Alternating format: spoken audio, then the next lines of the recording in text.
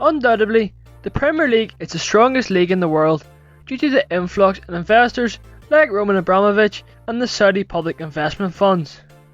It is clear the Premier League has unequalled resources, with Chelsea spending more money in January than every club in La Liga, Bundesliga, Ligue 1 and Serie A combined. This unequalled wealth is also down to lucrative TV deals with Sky and BT Sports.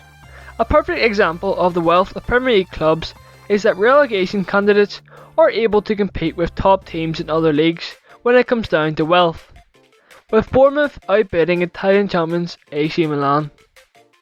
The Premier League is only going to get richer, with more and more billionaires looking to buy Premier League clubs, which can be seen at the minute with Man United, with many suitors looking to buy the club, from Sir Jim Ratcliffe to oil-rich billionaires in Qatar. Increased wealth has allowed Premier League clubs to spend more money on transfers and wages, attracting better players to their clubs. However, this is getting out of control, with clubs like Man United implementing a wage cap to help stop this. More and more top players want to come to the Premier League due to its wealth and competition, with Premier League clubs being linked to every top player.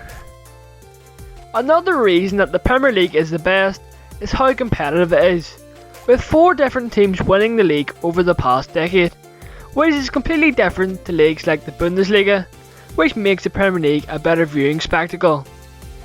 Generally, the top 6 has dominated England, however I believe it is starting to change, with the emergence of a reformed Newcastle and clubs like Brighton and Brentford having flawless recruitment systems.